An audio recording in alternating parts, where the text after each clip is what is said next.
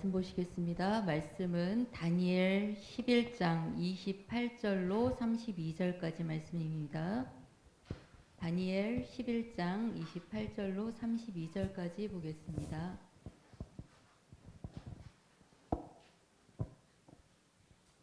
28절 제가 읽겠습니다.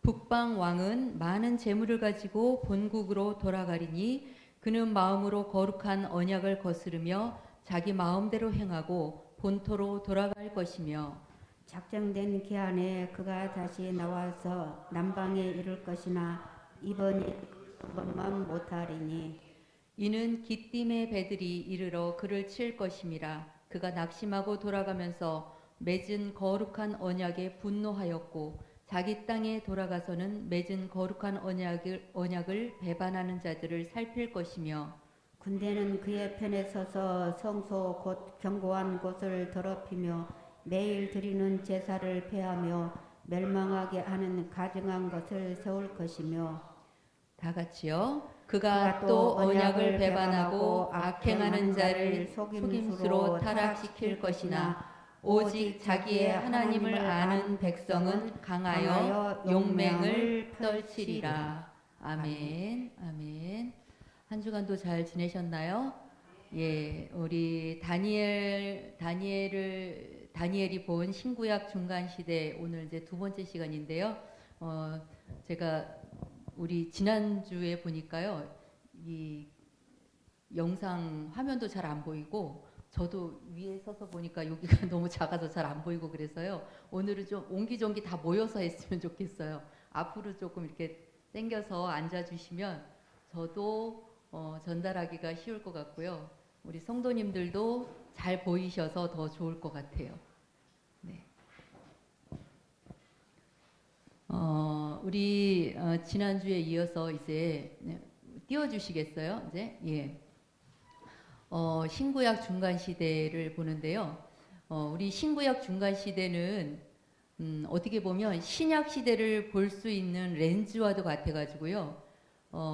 그 렌즈로 확대해서 볼 때 신약 시대가 더 잘 보이는 것처럼 그 렌즈를 통해서만 신약이 제대로 이해가 되거든요. 그러니까 신구약 중간 시대를 우리 성도님들이 이번 기회에 잘 이해를 하시면 신약 시대의 예수님의 그 발자취를 그리고 예수님의 말씀을 이해하는데 많은 도움이 되실 거라고 믿습니다. 네. 여기에서니까 이게 잘 안 먹히나 보네요. 네. 우리가 알기로는 400년의 침묵기가 말라기서부터 마태복음까지의 그 400년의 기간을 우리는 침묵기라고 알고 있었고 암흑기라고 알고 있었는데 그게 침묵기가 아니고 뭐라고 그랬죠? 네, 무엇을 준비하는? 예, 예수님의 때를 준비하는. 이게 안 되네요. 네, 예수님의 400년에 오신 그 때를 준비하는 400년 준비기라는 것을 우리가 지난주 말씀을 통해서 확실하게 이제 배웠습니다. 넘겨주세요. 네, 중간사에 어떤 사건들이 있었나? 우리 지난주에는요, 페르시아와 헬라 전쟁, 그리고 알렉산더가 동방을 모두 통일시킨 것과 그리고 애굽 쪽으로 이집트 쪽으로 프톨레미 왕조 그리고 위에 남방에 시리아 쪽으로 셀루쿠스 왕조 150년 전쟁에 대해서 우리가 들었고요. 그 150년 전쟁을 이제 마감하기 전에 안티오쿠스 4세를 통해서 아주 극심한 핍박이 유대 그 이스라엘 백성들에게 내려오면서 그때 이제 마카비 혁명이 이제 일어날 거라고 지난주에 말씀을 드렸거든요.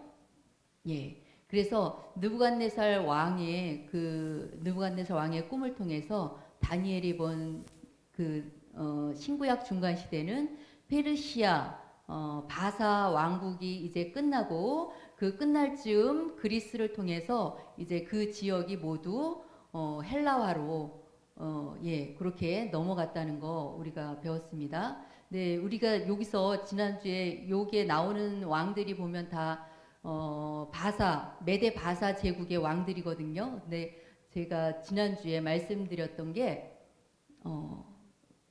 이게 여기에는 안 보이나요? 그랬구나. 네. 메데 바사가 어디냐면 혹시 화면에 보이시나요? 저쪽에 보면 페르시아 제국이라고 이렇게 길게 써 있죠. 네, 그쪽이 위쪽이 메데고요. 그 밑에 쪽 바벨론 옆에가 바사거든요. 그런데 메데의 공주, 그러니까 다리오 왕의 여동생이 바사로 가가지고 페르시아로 가가지고 거기서 결혼해서 낳은 아들이 바로 고레스였어요. 그러니까 다리오 왕하고 고레스는 외삼촌과 조카 사이였죠. 예, 그렇게 해서 나중에 이제 바벨론을 고레스가 이렇게 침투해서 들어가 가지고 모두 이제 멸망시키고 그 다음에 이제 메데 바사 왕국이 이제 시작된다는 거 지난주에 우리가 배웠습니다. 네, 이렇게 해서 그리스 제국이 다시 이제 메데 바사 제국을 다 통일시키고 이제 알렉산더에 대한 말씀을 우리가 다니엘서 11장 2절로 3절에서 말씀해서 이 알렉산더에 대한 예언의 말씀이 나왔다는 것을 우리가 들었고요. 그리고 알렉산더와 아리스토텔레스는 스승과 제자 사이였고, 그리고 이 알렉산더는 전쟁만 잘하는 그런 왕이 아니라 항상 책을 옆에 이렇게 끼고 다니는 그런 지성인이었다는 거, 그리고 또 그 알렉산더가 가는 곳마다 헬레니즘 문화를 전했다는 거, 그게 우리가 기억해야 할 내용인데요. 헬레니즘 문화를 전파했다는 게 왜 중요하냐면 이제 나중에 보면 로마 시대에도 이 헬레니즘 문화가 그대로 가거든요. 로마가 헬레니즘 언어, 그 다음에 글 이런 거를 다 그대로 흡수를 해요. 그래서 그 로마가 나중에 다스리는 모든 그 제국이 다 헬라어를 쓰게 되고 헬라 문화, 그다음에 그 학문을 다 쓰게 되거든요. 그래서 그게 중요해요. 그래서 복음이 전파될 때 헬레니즘이 큰 역할을 했다는 걸 우리가 먼저 이렇게 알고 가면 좋을 것 같고요. 알렉산더가 오래 갈 것 같았지만 33살에 죽었다는 것. 그래서 그 후에 이제 4명의 그 부하 장수들에 의해서 이제 그 그리스 제국이 이제 통치가 됐는데 두 왕조는 빨리 이제 소멸되고 프톨레미 이집트 쪽의 프톨레미와 그리고 시리아 쪽의 셀류쿠스 왕조 두 왕조가 150년 정도까지 전쟁을 치렀다 그랬어요.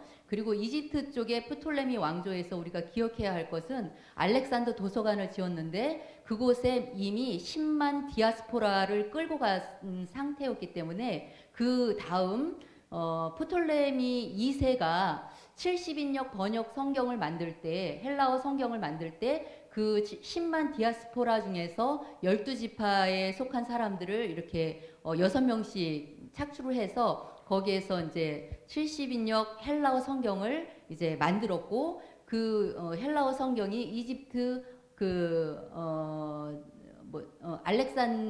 알렉산더 도서관에 이렇게 비치가 됐다 그랬죠. 그래서 보면 우리가 나중에 그 사도행전에 보면 사도행전이었나 고린도전서였나 갑자기 헷갈리는데 거기에서 보면 그 아볼로가 나오죠. 바울은 씨를 뿌리고 아볼로는 물을 주고 이런 말씀이 나오잖아요. 거기서 보면 아볼로가 어디서 왔다고 하냐면 그 이집트 알렉산드리아에서 왔다 그러거든요. 그러니까 그 사람이 그곳에서 이미 이 헬라어로 번역된 성경을 보고 온 거예요. 그런데 복음에 대해서는 알지 못했기 때문에 브리스길라와 아굴라가 그 오히려 아볼로에게 복음을 가르쳐서 그래서 훌륭한 일꾼으로 그렇게 세웠다는 말씀이 나오죠. 예, 그게 거기에 그 알렉산드리아 도서관에 있었던 그 헬라어 성경 때문에 그런 영향이 있었다는 거고요. 우리가 안티오쿠스 4세를 기억해야 되는 게 다니엘서에 나오는 그 적그리스도가 바로 이 안티오쿠스 4세라는 거고요. 그 안티오쿠스 4세는 예루살렘 성전 안에 제우스 신상을 세우고 그리고 유대인들이 그곳에서 제사를 드리지 못하게 하고 안식일을 지키지 못하게 하고 또 돼지고기로 제사를 드리게 하고 그리고 할례도 못하게 하고 그리고 오히려 음란한 행위로 스스로를 더럽히게 하며 그리고 스포츠를 장려해서 그리스화를 만들려고 하는 그런 헬라화 정책을 썼는데 그것에 대해서 반기를 들고 일어난 그런 세력들이 있었어요. 그 사람들을 바로 마카비 혁명을 일으킨 사람들이거든요. 오늘 이제는 그 이후에 지난주에 여기까지 했고요. 이제 그 이후에 마카비 혁명과 그리고 성전 재봉헌 그리고 하스몬 왕조 그리고 그 하스몬 왕조와 함께 발현한 이제 그 바리새파, 에세네파, 사두개파에 대해서 그렇게 전해드리도록 하겠습니다. 이 안티오쿠스 4세의 그 강한 그 헬라화 정책으로 인해서 이 유대 땅에는 이제 많은 사람들이 거기에 대해서 반기를 들고 일어서기 시작했어요.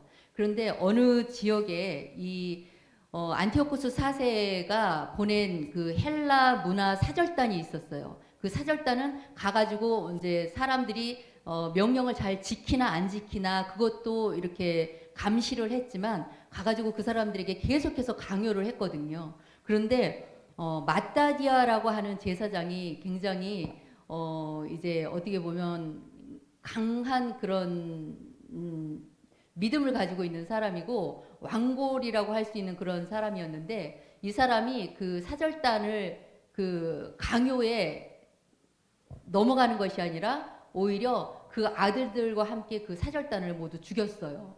그래가지고 그 사건으로 인해서 이 마따디아와 5명의 아들은 광야로 피신을 했는데 놀랍게도 그곳에 한 사람, 두 사람 이렇게 그 전국에서 사람들이 몰려들기 시작하는 거예요. 우리나라의 그 옛날에 보면 뭐 동학혁명 막 이런 게 할 때 사람들이 이렇게 농민들이 막 일어서고 막 그랬잖아요. 그것처럼 전쟁을 위한 군인들이 아닌 그냥 순수 이스라엘 백성들인데 이런 헬라화 정책과 그리고 유대 정책에 이렇게 반해서 이제 봉기를 들고 일어선 그런 사람들이 이제는 그 마따디아 제사장과 그 5명의 아들들이 모여 있는 곳에 모여서 그들과 함께 이제 마카비 혁명을 일으키게 돼요. 그런데 이 마카비가 무슨 뜻이냐면요, 망치라는 뜻이에요. 망치. 그래서 망치는 보면은 동작이 보면 꽝 치고 이렇게 빠졌다가 또 꽝 치고 빠졌다 이렇게 하잖아요. 그러니까 이게 마카비 혁명이 치고 빠지는 게릴라 전투를 상징한대요. 그래서 이 마카비 전술에 아주 굉장히 아주 유능했던 그 사람이 누구냐면 마따디아의 첫 번째 아들이었던 유다라는 사람인데요. 그냥 넘어가 버렸네. 예, 유다라는 사람인데요. 이 사람이 유다가 그 마카비 혁명을 이끌고 나가면서 그 전투를 지도했기 때문에 그 사람을 별명을 유다 마카비라고 이렇게 불렀고요. 그래서 게릴라 전략, 망치질하는 자 마카비 이렇게 유다 마카비라고 불렀다고 합니다. 그리고 그때 모여든 그 각처에서 모여든 경건한 사람들, 신앙을 지키기 위해서 그 전투에 함께 동참했던 사람들을 하시딤이라고 부르는데 이 하시딤이 경건한 사람들을 뜻하는 말입니다. 그래서 우리가 헷갈리기 조금 쉬운 게요. 보면 이거는 지울게요. 여기 그 마카비 혁명에서 조금 헷갈리기 쉬운 게 첫 번째는 마카비라는 말이고요. 두 번째는 하시딤이라는 말이고요. 세 번째는 하시몬이라는 말이 이제 나오거든요. 그런데 여기에 이제 조금 헷갈리실 수 있어요. 근데 마카비는 그 전술의 망치지라는 그런 뜻을 가진 전술의 이름이고요. 하시딤은 경건한 사람들, 각처에서 모여든 사람들을 상징하는 말이고, 하시몬은 이제 이 마따디아 제사장의 세 번째 아들이 시몬이거든요. 근데 이 시몬이 나중에 이제 모든 전쟁을 다 종식시키고 독립을 선포해요. 그래서 그 시몬의 이름을 따서 하시딤이라고 그 왕조의 이름을 이제 짓게 돼요. 그래서 마카비 전쟁을 보면은 이렇게 4번의 전투가 있는데 그 중에서도 맨 마지막에 벳술 전투, 이 전투에서 이제 모든 그 전쟁을 종식시키고 이제 예루살렘을 다시 이제 탈환을 해요. 그리고 예루살렘 성전 안에 있던 제우스 신상 그리고 돼지 피로 물든 이 모든 것들을 다 깨끗이 청소하면서 정화시켰다 해서 그 날을 기념해서 수전절을 지키게 되는 거예요. 우리가 신약 성경에서 우리 예수님께서 수전절날 이렇게 거니셨다라는 말씀이 있었잖아요. 그 말씀이 바로 이 수전절, 예루살렘 성전을 탈환하고 정화했던 그날을 기념해서 유대 사람들이 이제 지키는 절기입니다. 이게 그래서 이 신약 시대 이 마카비 전쟁 때 나왔던 절기라는 걸 기억하시면 될 것 같아요.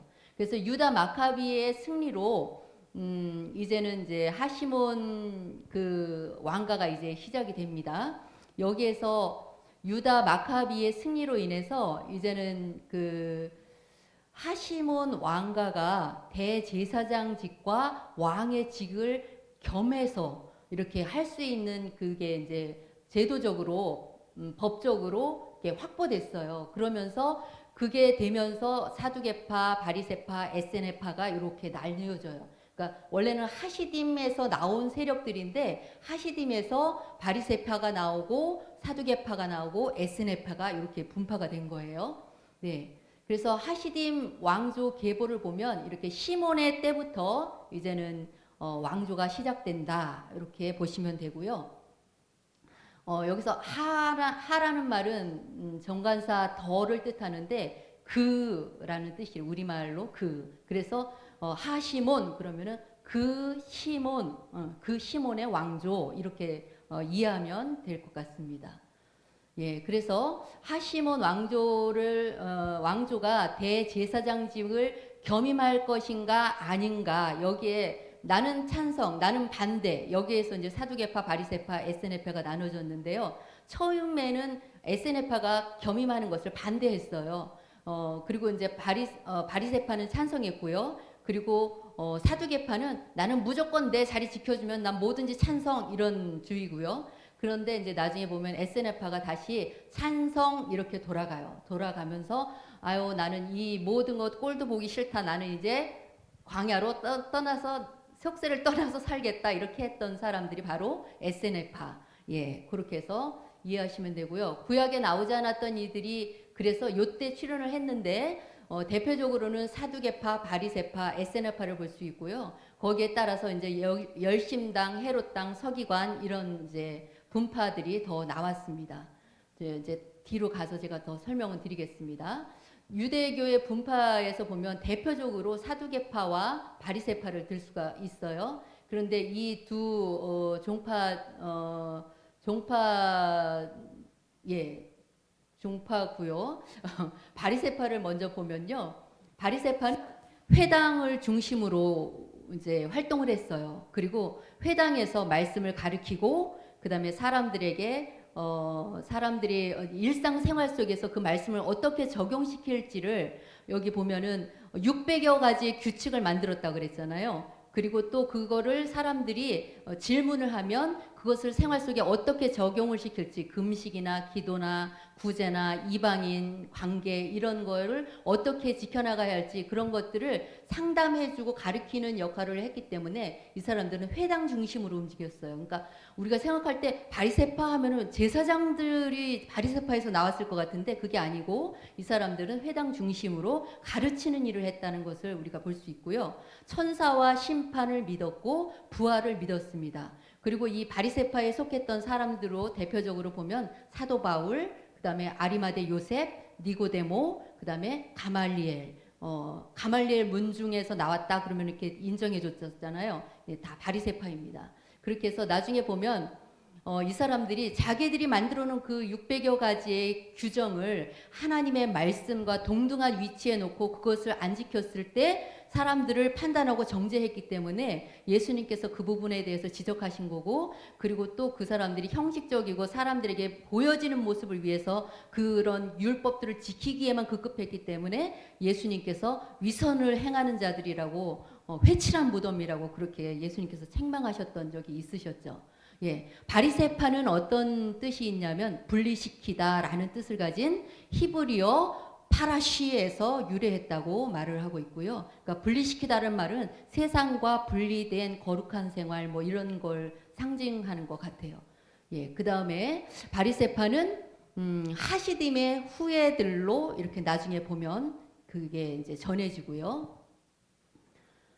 다음으로 이제 사두개파를 보겠습니다. 사두개파는 제사장 그룹이고요. 성전 중심으로 움직였으며 기득권자들이에요. 그래서 사람을 지배하는 계층에 있었고 귀족 출신들이 그 중에 많았고 사내들인 공회가 거기에 들어가고 있고요. 그 다음에 헬레니즘 문화를 무조건 다 수용한 그런 사람들이었으니까 그러니까 어떻게 보면 제사장 그룹인데도 불구하고 굉장히 정치적이고 그리고 이방 문화를 다 흡수하는 그런 사람들이었어요. 그리고 천사와 심판, 부활을 모두 부정했고요.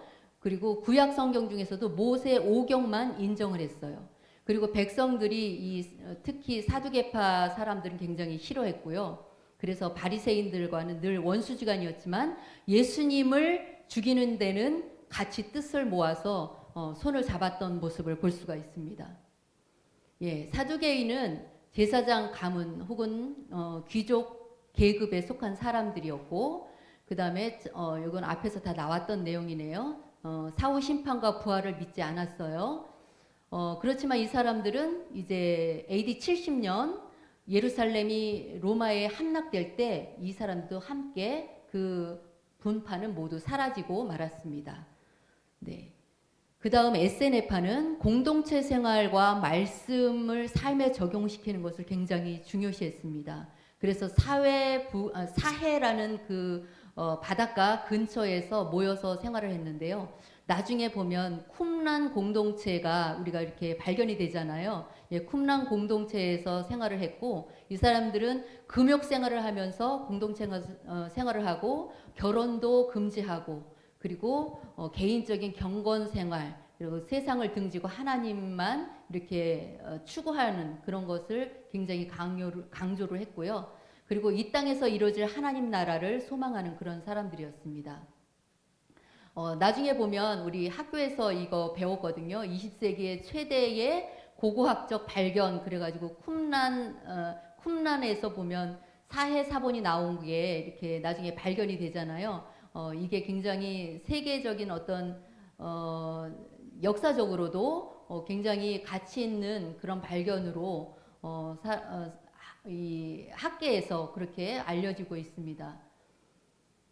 바리새인과 SNF파는 조금 더 가깝고요. 그리고 사두개파는 완전히 다른 성격을 가지고 있는데요. 이렇게 보면 사두개파, SNF파, 바리새파, 열심당 여기서 보면 열심당이 또 나오기는 하는데 이 열심당은 어떻게 보면 우리나라에 옛날에 일제치하에 있을 때 독립운동군들이 있었잖아요. 예, 약간 그런 성향을 가진 사람들이에요. 그래서 로마로부터 독립을 위해서 투쟁하는 사람들. 그런 사람이라고 보시면 되고 여기에 안 들어가 있는 사람 중에 보면 서기관이 있고 또 하나가 헤롯 당이 있어요. 예, 근데 헤롯 당은 그야말로 그냥 헤롯 그 왕가를 추종하는 사람들. 그리고 서기관은 굳이 따지자면 바리새파에 속한 사람들인데 이 사람들은 바벨론 포로기에서 돌아왔을 때 회당 중심으로 사람들을 가르치고 하는 일이 그때부터 시작됐기 때문에 서기관은 사실은 이때 발현했다는 것보다는 그 이전 그 바벨론 포로기에서 돌아왔을 때 그때부터 시작됐다라고 보시면 됩니다. 그리고 이제 아까 처음에 이제 그 하시몬 가문 시작할 때 그 시몬이 통치했을 때는 여기 보면 약간 붉은색으로 이렇게 있잖아요. 그 지역을 이제 처음에는 시몬이 통치를 이제 시작을 했어요. 그런데 그 다음에 이제 시몬의 다음을 이어서 요한 힐카누스 여기서부터 이제 이름이 다 바뀌기 시작하죠. 헬라어로. 예, 요한 힐카누스부터 이제 그 왕조가 이제 시작을 하는데요. 제가 요거를 보여드리면서 설명을 할게요.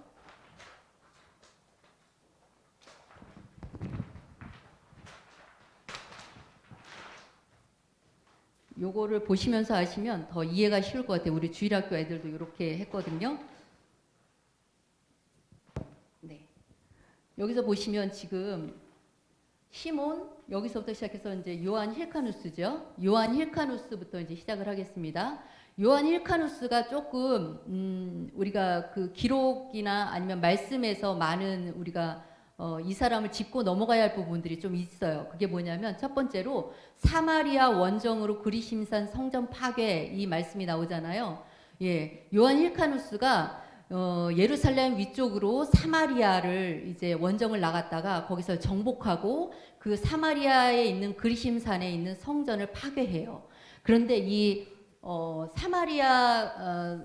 사마리아에 있는 그리심산 성전은 언제 만들어졌냐면 유대가 포로 귀환해서 돌아왔을 때 이제 성벽을 다시 재건하고 성전을 다시 재건하고 그 다음에 이제 신앙을 다시 회복하고 이런 일들을 했잖아요. 그때 성벽과 성전을 재건하는 일에 사마리아인들이 와서 우리도 돕게 해달라고 와서 얘기를 해요. 우리도 같이 하고 싶다. 우리가 너희가 믿는 하나님을 믿고 있다. 그러니까 우리가 그 일을 같이 하게 해달라. 이렇게 산발랏이 와서 부탁을 했는데 그거를 정중하게 단번에 거절을 했잖아요. 그 일로 인해서 산발랏이 돌아가서 사마리아 그리심산에 성전을 건축을 해요. 그래서 그곳에 유대인을 사위로 세워서 제사장을 삼아요. 그때부터 사마리아 사람들은 그 사마리아 그리심산 성전에서 제사를 드리게 되거든요. 그런데 오늘 이 요한 힐카누스가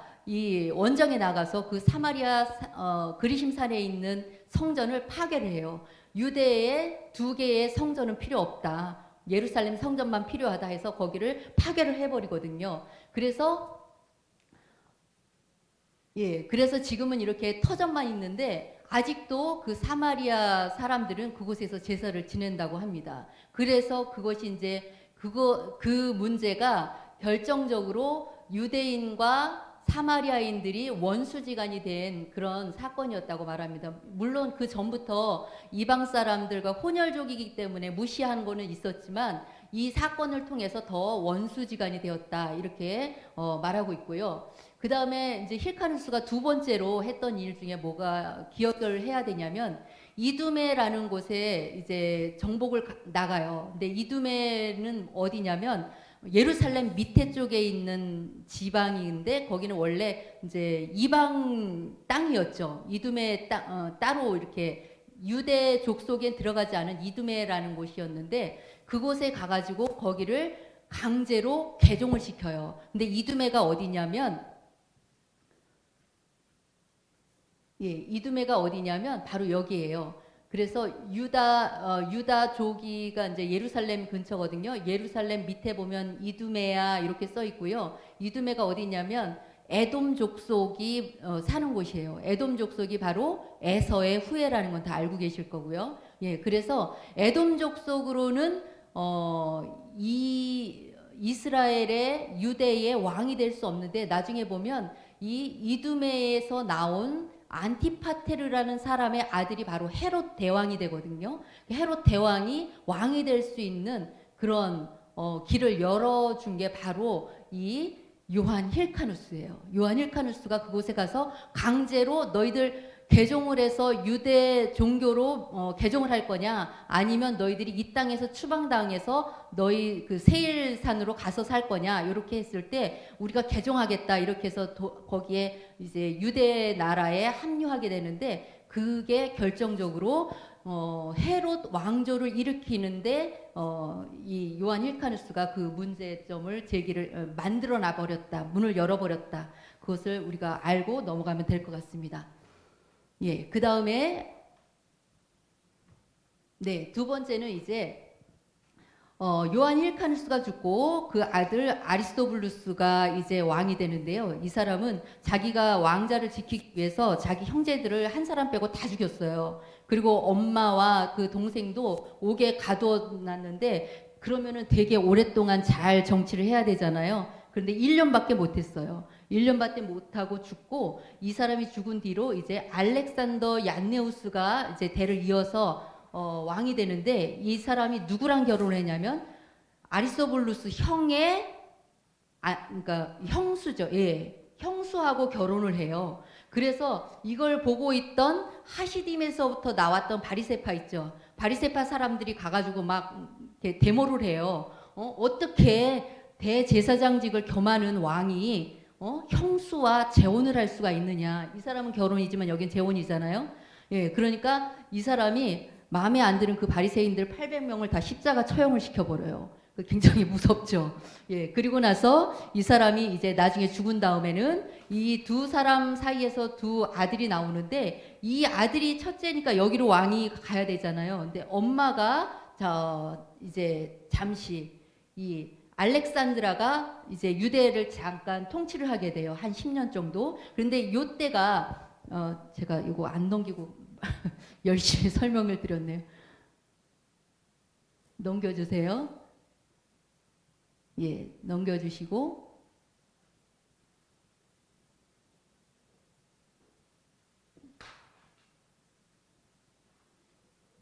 넘겨주세요.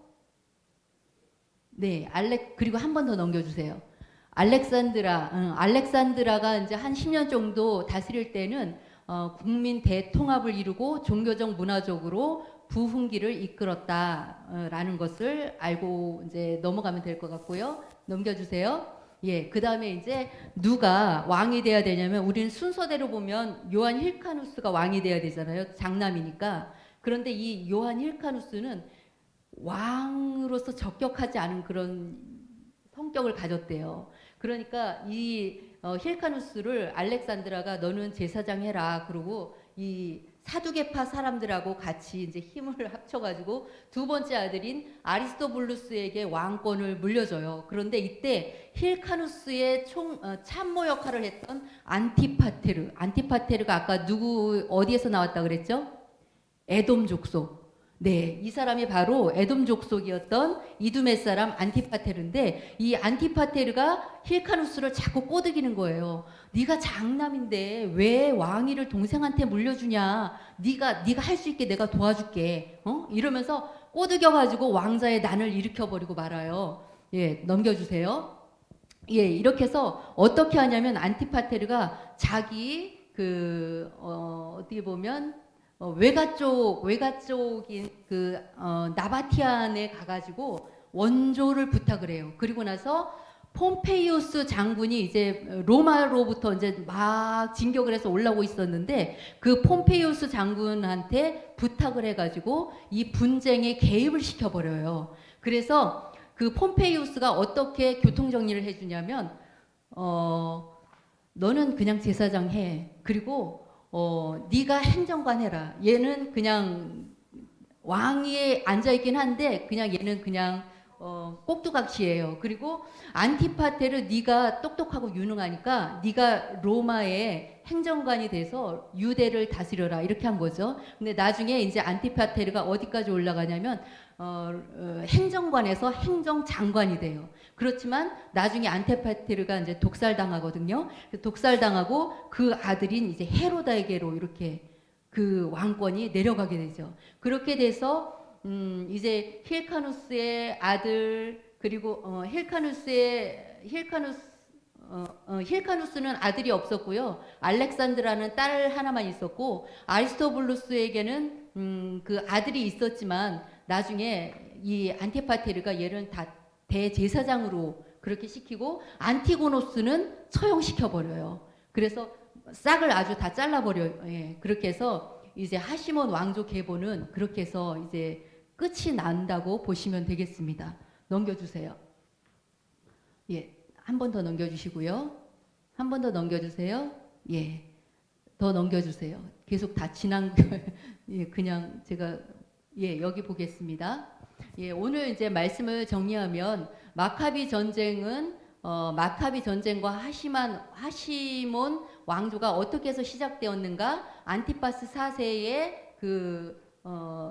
유대 탄압 정책, 종교 탄압 정책과 그리고 헬라 문화를 강요하는 거에서 반기를 든 사람들이 이제 경건한 사람들이 일어나면서부터 하시몬 왕조가 시작되었고 그 다음에 하시딤이 생겨났고 마카비 전쟁이 시작되었다는 것이었고요. 그리고 신약 성경에만 있는 수전절 우리가 어떻게 해서 시작되었는지 성전 회복을 기념하는 날이라는 걸 기억하시면 되고요.